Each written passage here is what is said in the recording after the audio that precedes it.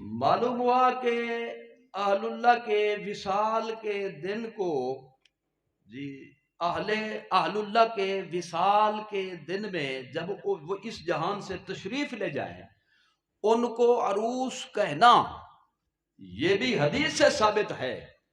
और उनके उस दिन में जो उन्हें अल्लाह की तरफ से मर्तबा मिला उसको उर्स कहना, यह भी सुन्नी जमात की मीटिंग का नतीजा नहीं बल्कि मदीने वाले का फैसला है, सरकार का फैसला सल्लल्लाहु अलैहि वसल्लम। आप बताएं कि बुजुर्गों के नाम की इस महफिल को जो विसाल के दिन के हवाले से, वो विसाल के दिन का मसला था ना, उर्स को क्या कहते हैं? बोलो उसको क्या कहते हैं? अगर मेरी बात को समझ गए हैं तो जवाब देना पड़ेगा, नहीं तो फिर मैं दोबारा बयान करूं, घंटा लगेगा, फिर कहेंगे टाइम ज्यादा हो गया। तो इसलिए जरा होशियार होकर बैठे। बोलो क्या कहते हैं उसको? पेट में दर्द नहीं पड़ेगा, मैं लिख देता हूं, जरा बोले जरा, होगा तो ठीक हो जाएगा इंशाल्लाह जी। अच्छा, ये पता है क्यों नहीं बोल रहे? ये इसलिए नहीं बोल रहे कि वो तो जो है ना वो फर्द वाहिद के लिए बोला गया है, तुम तो सब के लिए बोलते हो जी। वाक़िया तो हाल ला उमूम लहा, ये एक उसूल है कि किसी एक फर्द का वाक़या हो तो उसमें उमूम नहीं होता, उमूमन वो उसी के लिए होता है। तो आप तो जिस भी बुजुर्ग का जो है ना वो हवाला आए, आप उनके नाम की तकरीब करें, महफिल करें, उनकी निस्बत से आप सबको उर्स कहते हैं। ये तो सिर्फ हजरत उस्मान गनी के लिए है। इसका मुख्तसर जवाब ये देता हूं, अगर ये हजरत उस्मान गनी के बारे में समझ आ गया है, उनका उर्स तो कम अज कम मनाना शुरू कर दो जी। उन्वान यही हो, तातील का उन्वान ना हो, खुलफा राशिदीन का अय्याम की तातील करो, तातील तुम्हें आएगी। वो जो खुश हैं जिनकी शादी है उनका उर्स है।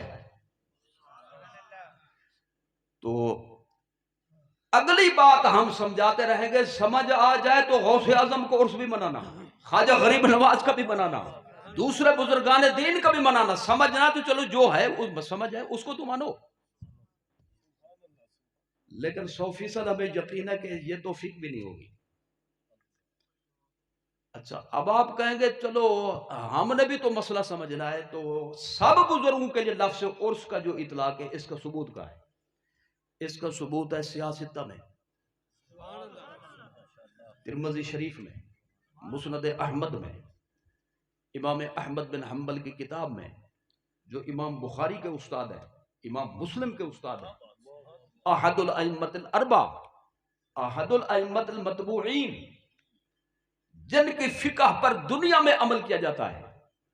4 अइम्मा जिनकी फिक़ह बाकी हैं, जिनके मुजतहदात, जिनके इज्तिहादी मसाइल के मजमूए महफूज हैं, हजारों मुजतहिद बाकी ना रहे, अल्लाह ने इन 4 को शरफ बख्शा।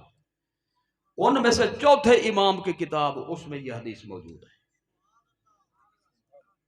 और सियासत की तीसरी या चौथी किताब, यानी दर्जे में इख्तिलाफ है कि अबू दाऊद का पहला दर्जा है या तिरमिज़ी का।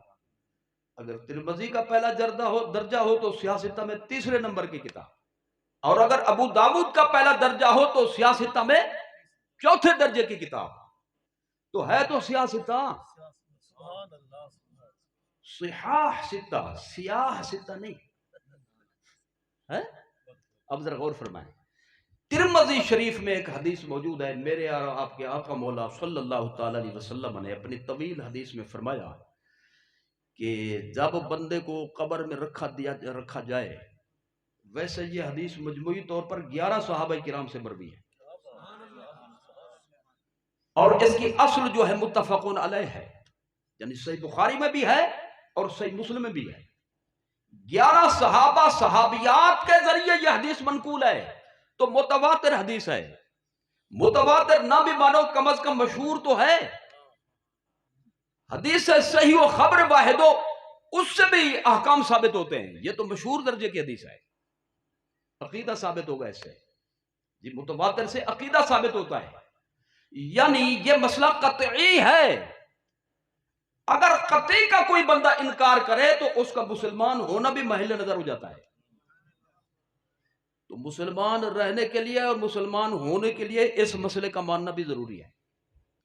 लो जी क्या मसला है। सरकार ने फरमाया जब बंदे को कब्र में दफन किया जाए तो बंदे होंगे दो किस्म के, एक नंबर और वो बोलो, जो जिस नंबर को वही बोले चलो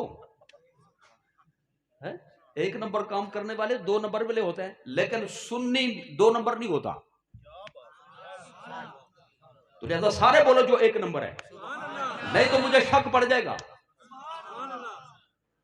यह तकसीम मैंने नहीं की, रसूलुल्लाह सल्लल्लाहु अलैहि वसल्लम ने तकसीम फरमाई कि बंदा जब फौत हो जाए तो उसकी एक किस्म होती है मुर्ताब और मुनाफिक, और दूसरी किस्म होती है मूकिन और मोमिन।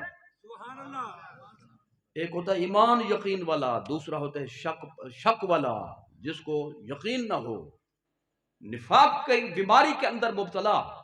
हुजूर फरमाते हैं मुनाफिक से, शक्की से पूछा जाए तेरा रब कौन है, तेरा दीन कौन सा है, हुजूर के बारे में पूछा जाए तो हर सवाल का जवाब वो कहता है हा हा ला अदरी। क्या कहता है? हा हा का लफ्ज बोला जाता है हैरत में जी, और हु का लफ्ज बोला जाता है जिक्र में। हक बाहू लिखा, मैंने कहा चलो मैं भी बोल लूं जरा थोड़ा सा जी। वो हु नहीं कहता, वो कहता है बोलो हा हा, जैसे यानी डूब रहा हो बंदा और पानी उसके मुंह में जा रहा हो, वो हा हा करेगा ना जी। इस किस्म की कैफियत उस पर तारी होती है। वो कहता है मुझे कोई पता नहीं है, मुझे तो आप हजरात का सवाल ही समझ लिया, मैं जवाब क्या दूंगा। लेकिन जो मोमिन हो, मूकिन हो, अंदर बाहर का एक हो, मुनाफिक कहते हैं उसको अंदरों कुछ ते बाहरों कुछ जी, उतू कुछ ते विचू कुछ। अकीदा अकीदा खराब है, दिल से ये जाहिर करता है कि मैं मानने वाला हूं, अंदर का मुनकर होता है, वो होता है मुनाफिक।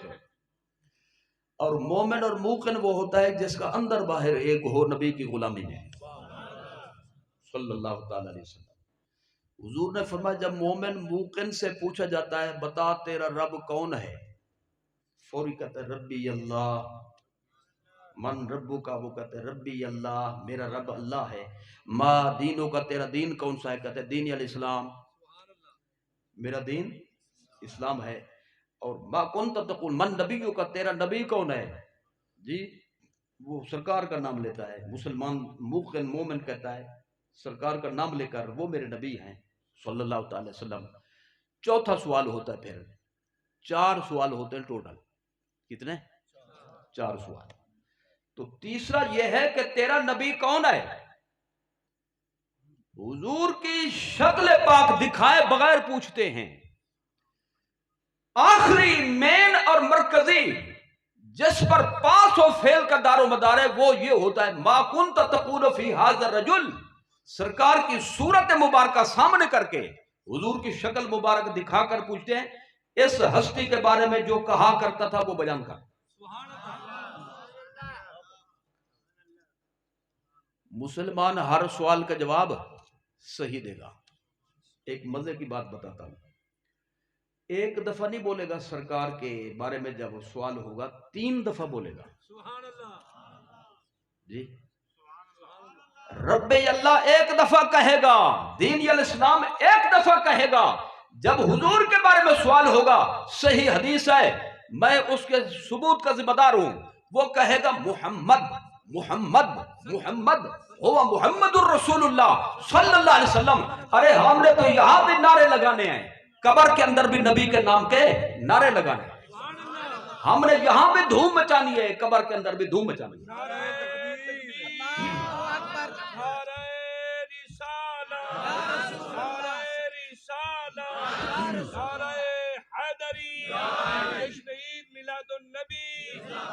जो हैरानगी वाली हा हा कहेगा उसको लिटा कर मार देंगे, उसको जदोकोब करेंगे, उसकी पिटाई होगी। और जो यकीन रखने वाला होगा, जो सही जवाब देगा, उसको क्या कहेंगे, मैं उर्स मुबारक की तकरीब के हवाले से इसी जुमले को लाना चाहता हूं। फयक़ूलानि ला, फयक़ूलानि लह, वो दो फरिश्ते होते हैं, हजरत मुनकर हजरत नकीर उनका नाम है। हजरत मुनकर, मुनकर नहीं, एक बंदा मुनकर पढ़ रहा था, मैंने कहा मुनकर इधर है, उधर कोई मुनकर नहीं। हजरत मुनकर हजरत नकीर अलैहिस्सलाम अल्लाह के फरिश्ते हैं। फरिश्ता रसूल होता है, वाजिब व ताज़ीम होता है, लिहाजा हजरत भी कहना चाहिए, अलैहिस्सलाम भी कहना चाहिए। वो दोनों मिलकर कहते हैं उस बंदे से जो जवाब सही दे, क़द कुन्ना नअलमु अन्नका तक़ूलु हाज़ा, हमें पहले से मालूम था तेरे बारे में कि तू जवाब सही देगा। जरा इन मौलवियों से ये पूछो कि फरिश्ते कब्र में जो कह रहे हैं कि हमने अभी तुझसे सवाल नहीं किया था, तेरा जवाब हमें पहले मालूम था, ये तो मुस्तकबिल की खबर हुई, और मुस्तकबिल की खबर होती है गैब। खबर वो दे सकता है जो गैब को जानता हो, जिनके गुलाम भी गैब जानते हो, उनके आका का इल्म क्या होगा। और फिर कुन्ना नालम नहीं बल्कि कद कुन्ना नालम, कद की तहकीक भी, उस ताकीद भी उसके साथ है। बिल्कुल पक्की बात है, हमें पता था कि तूने यही जवाब देना है। अच्छा हुजूर अब क्या फरमाना चाहते हैं? फरमाते हैं नम जी, नम सो जा, लफ्ज़ी तर्जमा, और मफ़हूमी तर्जमा लेट जा। इसको ज़हन में रखिएगा, बहुत बड़े सवाल का जवाब है। आपको मैं बाद में बताऊंगा अगर कहेंगे तो, नहीं तो किसी का ज़हन नहीं जा रहा तो माशाल्लाह।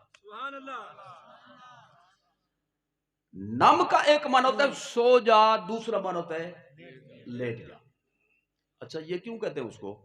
इसलिए कि जब सवाल जवाब करते हैं उसको बिठा देते हैं, फयुक़िदानिही फी रिवाया फयुजलिसानिही जी, बड़ी करख्त आवाज में वो दो फरिश्ते आकर कहते हैं, उठी हुए मौलविया जी, ऐसे दबका देकर जी, करख्त आवाज के अंदर, तल्ख लहजे के अंदर उसको बिठा देते हैं। लेकिन उनका ये तल्ख लहजा मुसलमान को मरऊब नहीं करता जी। तल्ख लहजे के बावजूद वो ऐसी प्यारी आवाज मुसलमान को, नबी के गुलाम को सुनाई देती है कि हुजूर के दुश्मन के बारे में वो मुनकर नकीर हैं, और हुजूर के गुलाम के बारे में वो मुबश्शिर नजीर हैं।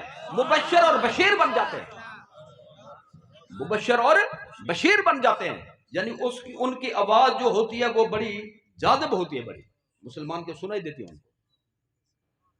तो अब जरा गौर फरमाइए, वो दो फरिश्ते पहले पहले उसको बिठा देते हैं। तो अब सवाल जवाब का सिलसिला तो हो गया खत्म, फरिश्ते वापस जाने लगे। वो ज़ाहिर ये कहेगा कि मैं अब क्या करूं जी, बिठाया तो है आप लोगों ने मुझे, मैं क्या करूं अब। लिहाजा वो कहते हैं लेट जा, अब तेरा मसला खत्म हो गया। लेकिन सिर्फ लेट जा नहीं जी, लेट जाने के हवाले से भी डर खौफ होता है कि भाई लिटा जो रहे पता नहीं क्या कार्रवाई करेंगे जी, खिदमत करेंगे या दूसरी खिदमत होगी जी। तो इसलिए उसको होता खौफ, लिहाजा खौफ के इजाले के लिए फौरन कहते हैं का नौमतिल अरूस, का नौमतिल अरूस, ऐसे लेट जा, यानी बेफिक्री के हवाले से, जैसे दूल्हा और दुल्हन सुहाग रात के अंदर बेफिक्र होकर लेटते हैं कि कोई हमसे काम नहीं लेगा जी, हमें कोई अजियत वाला काम जो हमें नहीं बताएगा हमें। तो इसलिए नम का नौमतिल अरूस कहकर वो उस बंदे को कब्र के अंदर लिटा देते हैं। अब जरा तवज्जो फरमाइए, लफ्ज़ अरूस बोला गया जी हर कामयाब मुसलमान के लिए। जान बख्शी हो तो मैं एक मुतबादिल जुमला अर्ज कर दूं, कामयाब मुसलमान से मुराद है अहले सुन्नत व जमात। बोलो, क्योंकि मुसलमान का लफ्ज गोल बोल है, जिसने कलमा पढ़ लिया उस पर मुस्लिम का इतलाक होगा दुनियावी अहकाम के मुताबिक। लेकिन यह भी हकीकत है, कुछ जुबान से पढ़ते हैं, कुछ दिल की गहराइयों से पढ़ते हैं। जो जुबान से पढ़े दिल में ना हो वो है खोटा, वो है लोटा। और जो दिल की गहराइयों से पड़े वो है खरा। सुन्नी का क्या माना है? सुन्नी का माना है खरा मुसलमान। बोलो तो सही जवाब खरा देगा या खोटा देगा? खरा देगा। मैंने ज्यादा नहीं की, मैंने वही तर्जमा किया जो बनता है। तो इसका मतलब यह हुआ कि जो सुन्नी होकर जाए इस दुनिया से, वो सवालों के जवाब बिल्कुल फर देता है और सही देता है। उसके लिए बोलते हैं अरूस। क्या कहते हैं? अरूस। अरूस जिसका उर्स हो। सुभान अल्लाह। सवाल जवाब खातून से भी होता है, मर्द से भी होता है। कामयाब औरत है तो लफ्ज ऐसा बोला कि औरत पर फिट आ जाए, और मर्द के साथ ये मामला हो तो मर्द पर फिट हो जाए। लफ्ज अरूस दुल्हा के लिए भी दुल्हन के लिए भी, दोनों के लिए इस्तेमाल होता है। अरूस किसको कहते हैं? जिसका उर्स हो। हिम्मत करो। दुल्हा किसको कहते हैं? जिसकी वो शादी के मौके पे दुल्हा होता है, 70 साल के बाद नहीं होता। क्यों भाई? बल्कि 3-4 दिन भी गुजर जाए तो वो मामला खत्म हो जाता है, क्योंकि अगले दिन काम कराना शुरू कर देते हैं, छिलाई शुरू हो जाती है जी। एक बंदे ने पीछे लिखा होता गाड़ी पे, मां की दुआ जन्नत की हवा, बाप की दुआ ट्रेला चला। आगे आगे समझ में। और जब ट्रेला चलाना शुरू करा देते उससे काम लेना, छिलाई शुरू हो जाती है, तो दुल्हा होना तो खत्म हो गया ना। तो दूल्हा होता है शादी के दिन, और उसका लफ्ज बोला गया विशाल के दिन। उसी तारीख के हवाले से जब वो अरूस है तो अरूस वो होता है जिसका उर्स हो। तो इस हदीस नबवी से यह बात साबित हुई, हर मोमिन कामिल का उर्स होता है। और यह फैसला हमने नहीं किया, इमामुल अंबिया ने फरमाया, सरकार ने अपनी जुबान मुबारक से फरमाया। तो मालूम हुआ हर वली के लिए लफ्ज़ उर्स का इतलाक खुद सरकार से साबित है। अच्छा ये पता क्यों ये चुप हैं? ये कहते फिर तो हमारा भी उर्स होना चाहिए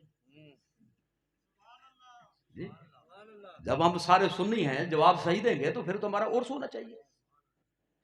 अच्छा भी एक होता है उर्स होना, एक होता है किसी का उर्स करना। होने की हद तक हर सुन्नी का उर्स है, क्योंकि उर्स माने शादी खुशी। कामयाब हो गया, जवाब सही दिए, अजाब से बच गया। लेकिन उर्स किया उसका जाएगा जिसका दीनी ईमानी कारनामा हो, ताकि उसका कारनामा लोगों को बताया जाए, ये इसके पीछे चलो, ये इतना नेक था, इसकी नेकी को अपनाओ। हर सुन्नी का उर्स होता है, लेकिन उर्स करने के लिए शर्त है कि दीनी कारनामे हों, नेकी के कारनामे। इसलिए उर्स होता है उनका जो नेक मुत्तकी पारसा हो, नेकी के अंदर अपनी मिसाल आप। ये बात मुकम्मल हो गई। लफ्ज़ उर्स का सबूत अभी तक मैंने पेश किया है, यानी इस लफ्ज़ को चला सका हूं। लेकिन इस पर एक सवाल है, अगर चाहे तो मैं उसका जवाब दे दूं, जिसकी तरफ मैंने इशारा किया था। एक बंदा कहने लगा कि पकड़े गए हो। मैंने कहा कैसे भाई? कहता है कि भाई आपने कहा कि नम का नौमत लरूस सही हदीस में मौजूद है, उसको कहते हैं सो जा जैसे दुल्हा दुल्हन सोते। तो इसका मतलब यह है कि भाई आपके जो बुजुर्गान हैं, औलिया किराम हैं, असहाब मज़ारात हैं, वो तो नींद कर रहे हैं मज़ारों में जी। तो जो नींद कर रहा हो उसको बुलाओ तो वो सुनता नहीं, जब सुनेगा नहीं समझेगा कैसे? जब समझेगा नहीं तो फिर मदद कैसे करेगा? तो खामखा टाइम जाना क्या करो, मदद ना मांगा करो मजार, वो तो सो रहे हैं। अच्छा मैंने कहा ये बात जरा गौर कर लेते हैं, लेकिन इतना बता सोता कौन है, जो जिंदा हो या जो खत्म हो गया? आप क्या कहेंगे? जो जिंदा, तो हयात तो मान ली, कम से कम जिंदगी तो मान ली। मैं इसका जवाब एक जुमले में मुकम्मल करना चाहता हूं। एक एक लफ्ज के कई माने होते हैं। नौम, नौम से बना नम, अम्र का सीगा। नौम का माना नींद करना भी होता है और नौम का माना लेट जाना भी होता है। बोलो क्या तर्जुमा किया था मैंने? अब मैंने आपको कहा था कि याद रखिएगा, एक सवाल का जवाब है। यानी वो लेटे हुए तो हैं, नींद नहीं है उनको, क्योंकि नींद ऐसे दुनिया की चीज है, नींद ऐसे दुनिया की चीज है, कब्र की चीज है ही नहीं, उधर तो नींद है ही नहीं जी, उधर तो लेटना है सिर्फ। लिहाजा नम का माना नींद कर ये नहीं है, बल्कि नम का माना है लेट जा। तो लिहाजा वो मसला खत्म हो गया, तर्जमा जब उड़ गया तो हजरत साहब का ये एतराज भी उड़ गया। अच्छा, अब मैं, आप अगर ये चाहें भी नौम का मन नींद और नौम का मन लेट जाना इसका सबूत क्या है, तो मैं इस हवाले से एक जुमला आपकी इजाजत से मिला लेना चाहता हूं ताकि इसकी भी तकमील हो जाए। सुबह सुबह जब मुअज्जिन अजान देगा हय्या अलल फलाह के बाद क्या कहेगा? अस्सलातु खैरुन। आती है अजान? तो फिर हिम्मत करें ना जरा थोड़ी सी। अस्सलातु खैरुन मिनन नौम, नौम का माना नींद, नमाज नींद से बेहतर है। नमाज यानी नींद भी अल्लाह की नेमत है। बेहतर का मतलब ज्यादा अच्छी, तो नींद अच्छी तो हुई ना जी, क्योंकि ये भी अल्लाह की नेमत है। वजअलना नौमकुम सुबातन, तुम्हारे सुकून के लिए हमने तुम पर नींद की कैफियत तारी की, यह भी नेमत है।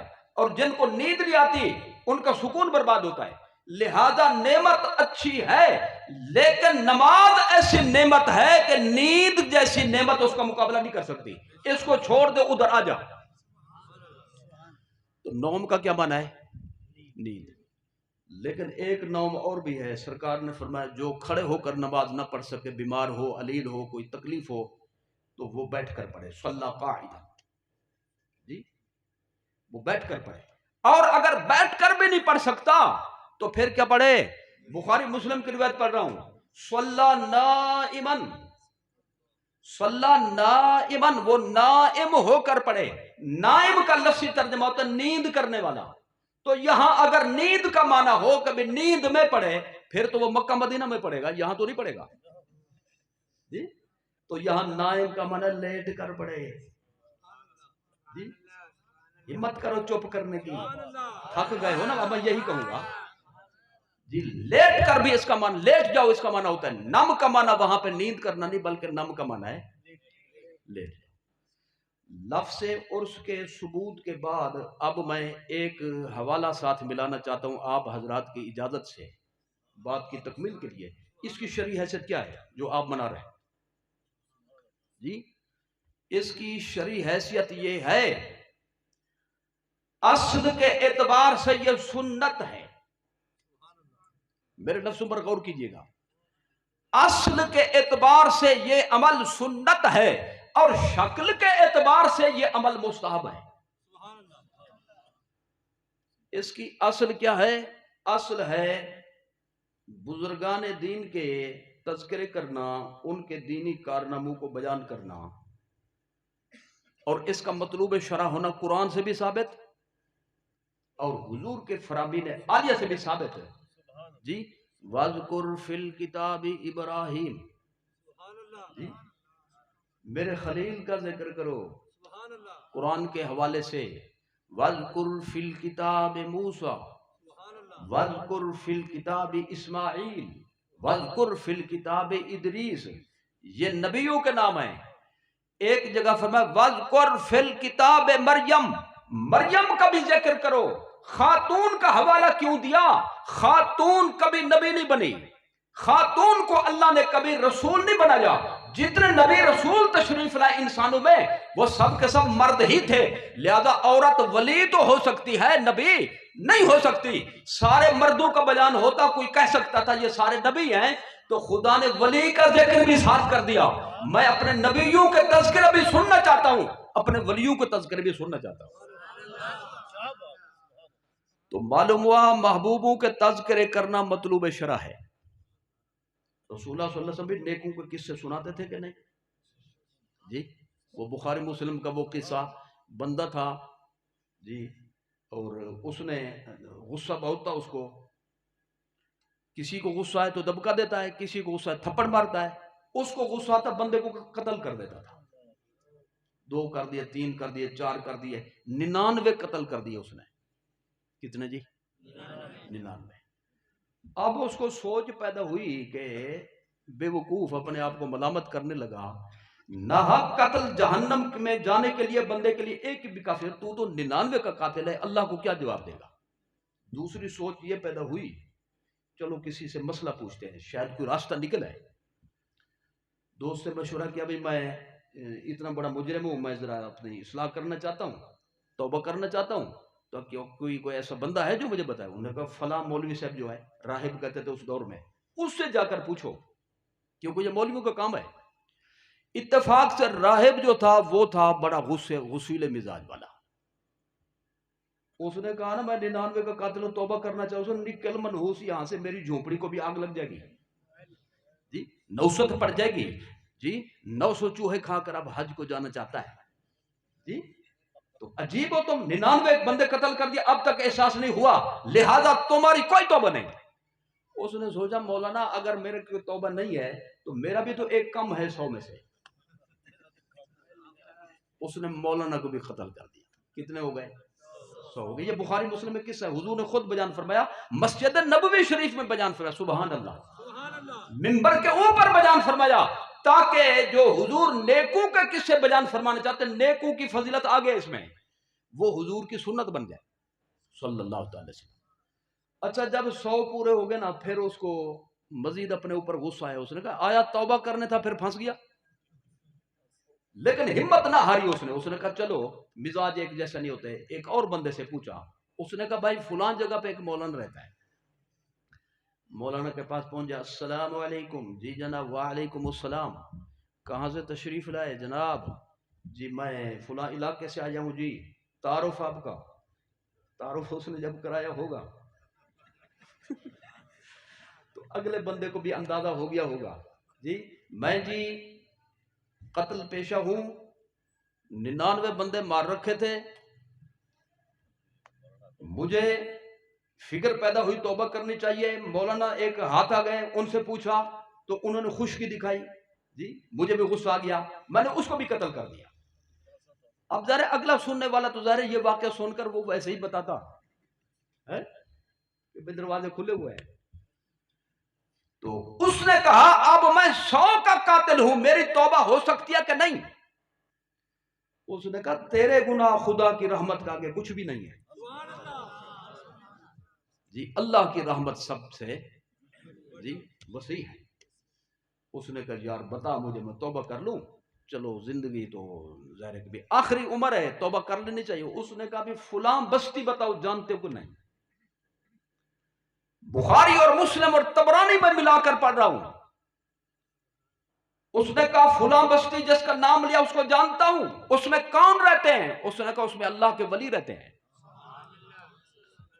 फीहा कौमुन सालिहून, फीहा कौमुन सालिहून मिनन नबिय्यीन वस्सिद्दीकीन वशुहदाई वस्सालिहीन। सालिहीन औलिया किराम हो गए। उस बस्ती में जो वलियों की बस्ती है उसमें चला जा, उनकी सोहबत इख्तियार कर, उनकी संगत में बैठ, जब वो नमाज पढ़े उनके साथ नमाज पढ़, जब वो अल्लाह अल्लाह करे उनके साथ बैठकर अल्लाह अल्लाह कर, तो उनका रंग तुझ पर चढ़ेगा जी। उनकी वजह से, उनकी बरकत से, उनकी सोहबत की बरकत से तेरी मगफिरत हो जाएगी। फिर करना तौबा, अल्लाह तौबा कबूल फरमा लेगा। बंदा चल पड़ा जी, कितने का कातिल? ये पिछलों ने नहीं सुना, सारे बोले ना जरा जाग कर बैठे। तौबा की नियत से जब वो चला, थोड़ा सफर उसने किया तो अल्लाह ताला ने फरमाया इज़राइल, जी मेरे रब्बे जलील, ये बंदा जो जा रहा है इसकी रूह कब्ज करके आओ। हजरत इज़राइल अलैहिस्सलाम तशरीफ लाए, मियां तैयार हो जाओ। उसने कहा कौन है? फरमाया मलकुल मौत हूं, इज़राइल हूं, तो आपकी रूह को कब्ज करने का मुझे हुक्म हुआ है। उसने कहा मरना बरहक है, मेरा इस पर ईमान है। था वो सुन्नी सही उलतीदा, गुनाहगार जरूर था लेकिन गद्दार नहीं था अल्लाह के महबूबों का। कहने लगा कि मरना बरहक है, मौत से फिरार नहीं है, लेकिन हुजूर मेहरबानी फरमाए मुझे थोड़ी सी मोहलत दे, मैं तौबा तो कर लूं। उन्होंने कहा नहीं बेटे, इज़ा जा अजलहुम ला यस्तखिरून साअतन वला यस्तक़दिमून, मुझे ये इजाजत नहीं मैं तुम्हें मोहलत दूं। उसने कहा जो आपका काम है आप करें, जो मेरा काम है मैं शुरू करता हूं, मैं जारी रखता हूं। अब जरा तवज्जो फरमाइए कि रूह जब निकलना शुरू हो बंदे की, वो निकलती है पांव के उंगली, अंगूठे से, उंगली से, ठीक है, फिर निकलती है पिंडलों से, फिर निकलती है, बोलते हो ना, घुटनों से, फिर रानू से, ऐसे निकलती निकलती आखिर में निकलती है नाक के नथनों से। यानी नाक के नथनों से निकलना ये आखिरी मरहला है।